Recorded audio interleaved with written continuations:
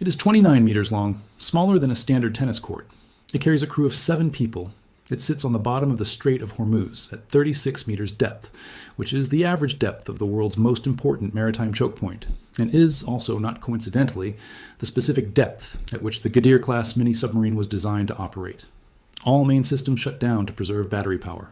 Diesel-electric engines silent because diesel-electric engines in passive mode produce no detectable acoustic signature.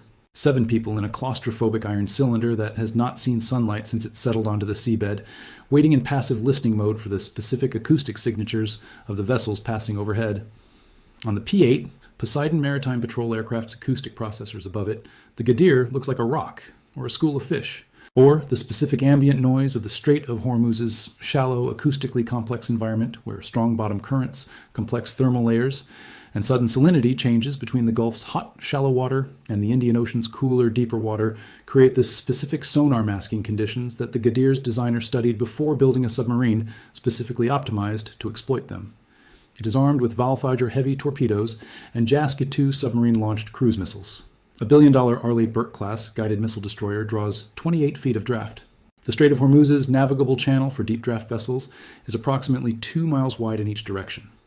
The Ghadir on the seabed at 36 meters depth is positioned directly in the navigable channel that every deep draft tanker and every U.S. Navy destroyer must transit. The destroyer's towed array sonar is listening for mechanical signatures and propeller noise and the specific acoustic signatures that submarines produce when they maneuver. The Ghadir is not maneuvering. It is sitting still on the bottom, matching the acoustic signature of the seabed it is resting on, with its passive sensors listening to everything that passes overhead. This is the specific threat that Iran deployed simultaneously with the ceasefire proposal it submitted through Pakistani intermediaries. The diplomatic track saying, "Let us talk," while the IRGC's Ghadir submarines settled onto the seabed of the world's most critical energy corridor and aimed their torpedoes at the vessels that would need to transit it if the diplomatic track failed. The United States anticipated it, and the response was the largest naval force deployment to the Strait of Hormuz in the conflict's operational history. Led by the USS George H.W. Bush Carrier Strike Group, more than 20 heavily armed warships entered the strait in a formation that occupied the navigable space with a specific density that made the gap between detecting a Ghadir and losing a destroyer as small as the anti-submarine warfare architecture could make it. The USS John Finn and USS Milius, Arleigh-Burke-class guided missile destroyers, followed the carrier with towed array sonars streaming behind them and MH-60 Seahawk helicopters launching from their flight decks with dipping sonars that can be lowered into the water column at specific intervals along the transit route. The USNS Carl Brashear, the logistics vessel that keeps the fleet operational without requiring port calls that would reduce its time on station, accompanied the strike group. An operation of this duration and intensity requires continuous resupply of fuel, aviation parts, weapons, and crew relief that a logistics vessel provides without removing the combat ships from their operational positions. San Antonio-class amphibious assault ships with the capability to launch F-35B fighters and deploy special operations teams added the vertical dimension that ground operations from maritime platforms require. Independence-class littoral combat ships, specifically designed for shallow water operations in coastal environments where larger vessels cannot maneuver effectively, were positioned at the farthest edges of the blockade line in the shallow waters closest to the Iranian coastline. These vessels were placed specifically to absorb the first engagement from Iran's short-range coastal missile batteries and drone attacks before the threat reaches the carrier and the larger combatants. The blockade line stretched between Ras al-Had on the Omani coast and the Iranian territorial waters boundary near Chabahar with a specific formation density that makes unauthorized transit operationally impossible. Not challenging. Operationally impossible in the sense that every vessel approaching the blockade line is detected, identified, and intercepted before it can reach the position from which Iranian port access would be achievable. The FA-18 Super Hornets, flying combat air patrol from the George H.W. Bush's deck, represent the airborne enforcement architecture whose operational tempo, the continuous rotation of armed aircraft overhead the transit corridor on a 24 hours a day schedule, removes the gaps in coverage that Iran's timing-dependent interception doctrine depended on. The Super Hornets from the USS Abraham Lincoln's Air Wing were already demonstrating the tanker interdiction approach in the operations that produced the MTC Star 3's smokestack hit, and the MT Sevda's engine room destruction, and the MT Hosna's rudder elimination.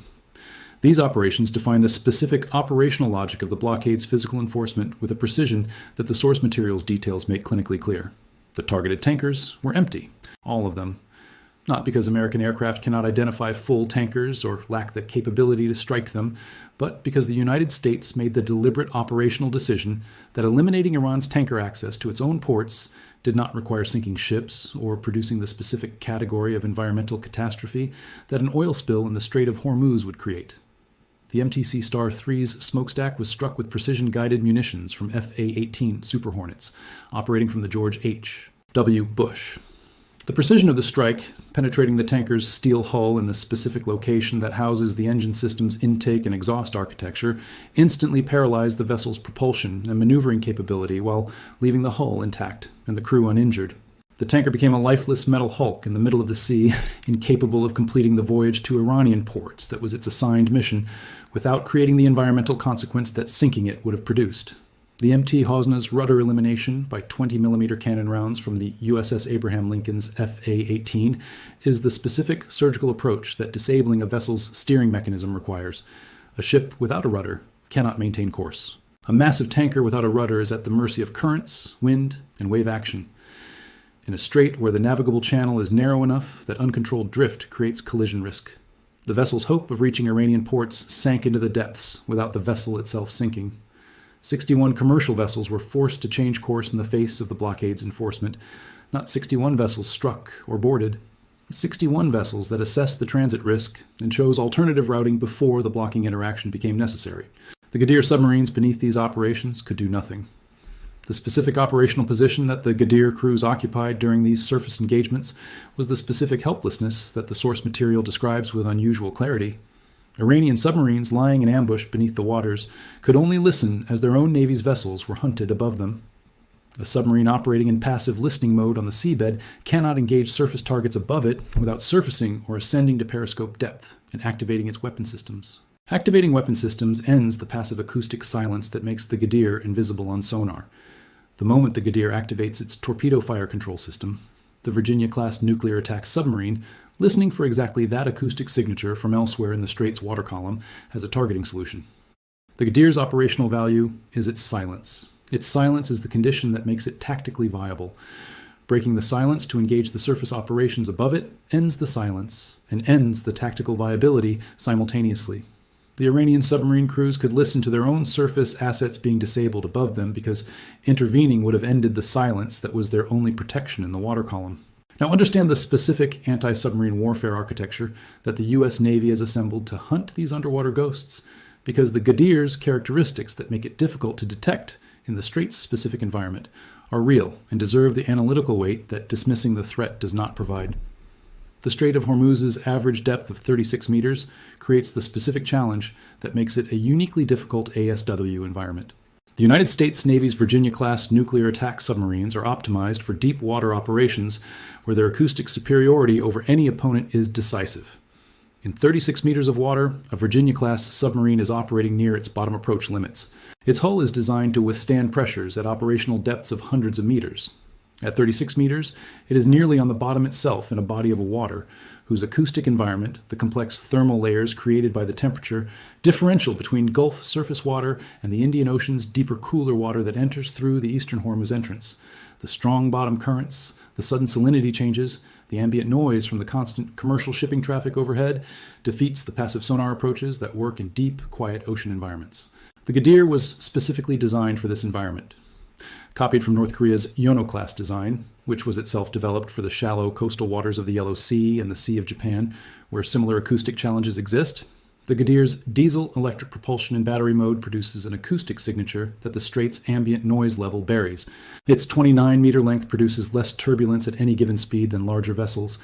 Its ability to sit completely still on the seabed with all active systems shut down reduces its detectable signature to the background noise of the bottom it is resting on. The P-8.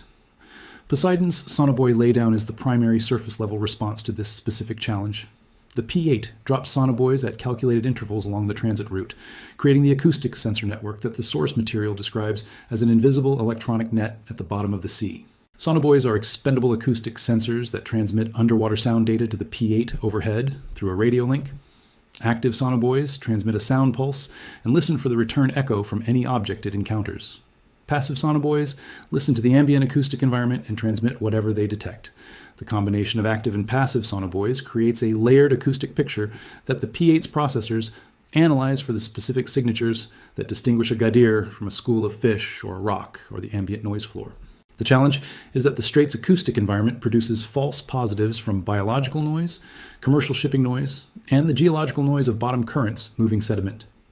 The specific discrimination between a Ghadir in silent mode and the environment it is designed to blend into requires the accumulated acoustic intelligence of operations in this specific geographic environment that the U.S. Navy has been developing throughout the conflict period. The Arleigh Burke destroyer's towed array sonars add the passive listening capability that the sonobuoy's point detection network complements, with a moving sensor that can cover transit corridors continuously as the destroyer moves along the blockade line. The towed array hangs behind the destroyer at sufficient distance from the ship's own propeller noise to achieve the acoustic isolations that allows it to hear targets that the propeller's own noise would otherwise mask. MH-60. Seahawk helicopters with dipping sonars provide the specific capability to investigate acoustic contacts that the sonobuoy network and towed arrays generate. The dipping sonar is lowered into the water at specific locations, operated at depth for a detection period, retrieved, and the helicopter moves to the next dip point. The ability to concentrate acoustic energy at specific depths and locations allows the Seahawk crew to interrogate contacts that the wide area sensors have flagged as potentially significant. The unmanned surface vehicles patrolling the Strait's surface are the AI-enhanced dimension that creates the acoustic intelligence layer continuously updated throughout operations.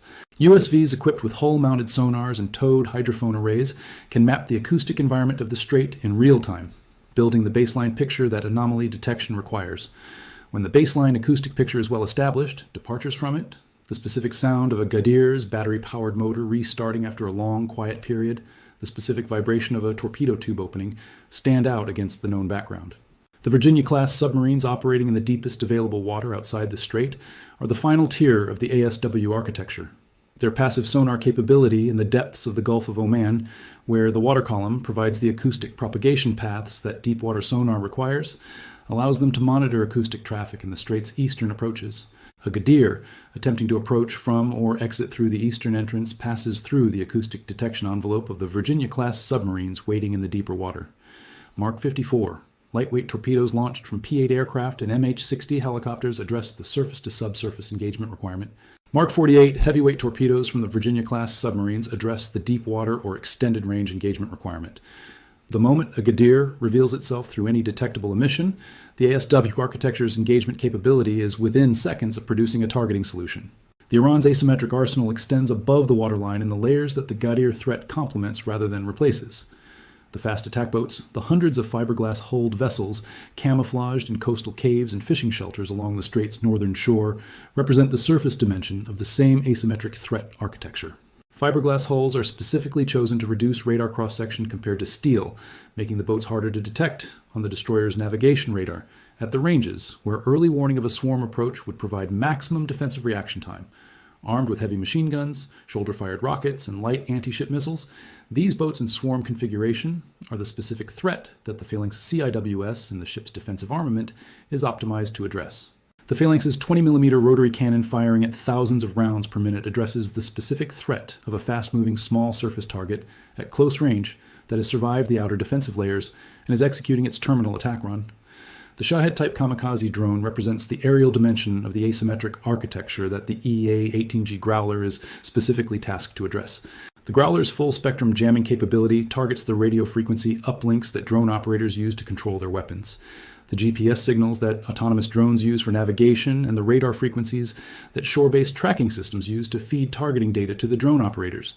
Blind a drone's navigation, jam its control link, spoof its targeting sensor. The drone that cannot find its target cannot execute its terminal dive. The Iranian coastal missile batteries along the Hormuz coastline represent the shore-based anti-ship capability that the F-35B's stealth characteristics and the EA-18G's electronic warfare cover are designed to suppress before the missiles can be launched against the blockade force. The F-35B's stealth makes it capable of penetrating Iranian coastal radar coverage without triggering the air defense systems that would otherwise cue a response. Operating in the coastal battery's engagement envelope without being detected, the F-35B can strike the radar systems and launchers before they can engage the American surface vessels they are targeting. Keshem Island's underground missile complexes and submarine shelters represent the hardened infrastructure that the blockade's air power architecture must address if the Ghadir force is to be comprehensively suppressed rather than merely detected. The same GBU-57 massive ordnance penetrator that B-2 Spirit stealth bombers have been employing against Iran's deeply buried nuclear facilities is the specific munition designed to reach underground infrastructure through the geological and engineered protection that conventional penetrating bombs cannot defeat. The MV Ocean Trader in the Indian Ocean, positioned at Diego Garcia and carrying Tier 1 operators, is the specific asset whose presence addresses the requirements that the conventional naval force cannot execute from standoff range. Direct action against specific high-value targets that require personnel who can reach them and engage them at a level of precision that delivered munitions cannot achieve. The SEAL teams, updating their plans second by second for infiltrating Iranian ports, sabotaging missile launchers, or boarding critical Iranian vessels, are the specific capability that the Special Operations Force provides as a supplement to the kinetic and electronic warfare assets of the conventional force. Now bring this comprehensive threat picture to the current moment, because the deal's announcement and the MOU's largely negotiated status, and the 9 world leaders' simultaneous "we are in" responses, do not dissolve the operational threat that the Ghadir submarines represent during the 60-day window of implementation. The specific danger of the deal's implementation phase is the Ghadir's continued position on the seabed. The mines that Iran's fast attack boats can lay under cover of darkness from platforms as small as fishing vessels. The mobile coastal missile batteries that can be repositioned without the satellite tracking that identifies fixed infrastructure. The 130-boat fast attack formation confirmed in formation near Keshem and Larak. All of these assets exist during the deal's implementation period in the same configuration they occupied before the deal's announcement. Fahidi's hardline faction, whose inner circle opposed the deal and whose institutional authority over the IRGC remains intact despite the deal's announcement, controls the Ghadir crews, the coastal missile batteries, the fast attack boat formations, and the mining-capable platforms. The deal was forced on the regime by the Petroleum Engineering Clock and the Chinese Oil Purchase Reduction and the Supreme National Security Council's 6 to 8 week blockade tolerance assessment. It was not enthusiastically adopted by the institutional faction that declared the Third Struggle Plan and ordered the uranium to stay in Iran. The radical wing within the Revolutionary Guard that has been pressuring regime leaders to launch a direct and destructive military conflict does not become less radical because a memorandum of understanding was announced. It becomes more pressured because the MOU's implementation, specifically the uranium transfer, and the IAEA verification and the Hormuz demining and the Hormuz reopening under international monitoring, represents the specific institutional defeat that Fahidi's faction was preventing. The Ghadir on the seabed is the implementation phase threat, not the grand strategic confrontation that would trigger the full preemptive strike option. The specific gray zone incident. A tanker hits a mine whose origin cannot be immediately verified. A Ghadir fires a torpedo at a vessel whose passage through the strait is covered by the MOU's reopening provision. An IRGC fast attack boat swarm harasses commercial shipping in the first week of the Safe Corridors operation. Any of these creates the specific implementation crisis that damages the deal's credibility while preserving the institutional ambiguity about whether it represents policy or rogue action. The explosions, confirmed in Bandar Abbas, Sirik, and Bandar Jask on the night of May 25th, while Qatar was negotiating the deal's final details, while Operation Arrows of Fire was launching in Lebanon, while 5 IRGC commanders were dead in Baghdad's Al-Jadiyah district, are the specific operational sounds of an institutional environment where some element of the IRGC's military apparatus was conducting operations that the diplomatic track's timing did not account for, or the deal's announced status did not immediately terminate. The anti-submarine warfare architecture that the U.S. Navy has deployed is not being stood down during the deal's implementation period. The P-8s are still dropping sonobuoys. The towed array sonars are still streaming behind the Arleigh Burke destroyers. The MH-60 Seahawks are still dipping their sensors into the water column at intervals along the transit corridor. The Virginia-class submarines are still listening in the Gulf of Oman's deeper water, because the Ghadir is still on the bottom. Admiral Brad Cooper's statement about establishing a new safe transit route that will be shared with the maritime sector shortly is the acknowledgement that the route is being established through the operational process of clearing mines and confirming the acoustic picture of the transit corridor, rather than through a diplomatic announcement that the route is safe. The physical safety of the route requires physical verification rather than diplomatic assurance, and the Ghadir's continued presence on the seabed is the specific reason that physical verification cannot be replaced by diplomatic assurance, regardless of what the MOU's text says. Iran's 47-year asymmetric warfare investment produced the specific threat architecture that the blockade's enforcement is simultaneously detecting suppressing, and working around in the mine-clearing operation, and the ASW coverage and the drone defense architecture. The Ghadir's characteristics that make it difficult to detect are real. The Strait's acoustic environment that the Ghadir exploits is real. The torpedoes and submarine-launched cruise missiles that make the Ghadir a genuine threat to billion-dollar destroyers are real. But the Mark 54 torpedo and the Mark 48 heavyweight torpedo and the Virginia-class submarine's passive sonar capability and the P-8's sonobuoy network and the MH-60's dipping sonar are also real. The EA-18G's full-spectrum jamming is real. The F-35B's stealth approach to coastal battery suppression is real. The Phalanx CIWS's thousands of rounds per minute against terminal phase drone attacks is real. The Lamprey seabed monitoring system mapping the acoustic environment for mine detection is real. The economic pressure that is destroying $500 million per day from Iran's financial resources, while the IRGC's radical wing is pushing for escalation, and the petroleum engineering clock has forced the deal is real. An institution under maximum simultaneous pressure from external military force, an internal economic collapse, and internal factional conflict between the hardline faction that wanted to continue and the practical faction that understood the clock, operating in the specific psychological environment that the SNSC's leaked 6 to 8 week tolerance assessment described, is the institution most likely to produce the irrational escalation that the source material identifies as the risk of driving Tehran toward an insane suicide move. The Ghadir on the seabed is the specific instrument through which that irrational escalation could manifest during the deal's implementation phase, without producing the clear attribution that would trigger the full preemptive strike options activation. The deal's existence changes the strategic context, but not the operational environment. The Strait of Hormuz, after the MOU's announcement, is still the strait whose seabed has Ghadir submarines settled on it with torpedoes aimed at the navigable channel. The difference is that the deal's framework creates the specific diplomatic consequence for any Ghadir attack that makes the attack's strategic cost to the regime higher than it was before the announcement. An IRGC Ghadir attack on a U.S. Navy destroyer during the deal's implementation period is not just a tactical military incident. It is the regime destroying its own diplomatic framework at the moment when that framework is the regime's last institutional survival mechanism. The factional dynamics within the IRGC make this specific calculation the one that the hardline faction may not apply with the rationality that the strategic analysis assumes. Vahidi's assessment that Trump would fold was wrong. The petroleum engineering clock was right. The deal was announced. The uranium is scheduled to leave. The Ghadir is still on the bottom. The P-8 is still dropping sonobuoys. The Virginia-class submarine is still listening. The Mark 54 is ready. And the deal's 60-day implementation window is the specific period during which the asymmetric warfare architecture that Iran spent 47 years building and the anti-submarine warfare architecture that the United States Navy spent 47 years developing will determine whether the deal produces the regional stability that 9 world leaders' simultaneous "we are in responses" promised, or the irrational escalation that $500 million per day of economic hemorrhage and institutional factional pressure has been building toward. The fuse that the source material described as already lit is still burning. The deal shortened it. The Ghadir extended it. And somewhere in 36 meters of acoustically complex shallow water, a 7-person crew is listening to everything that passes overhead.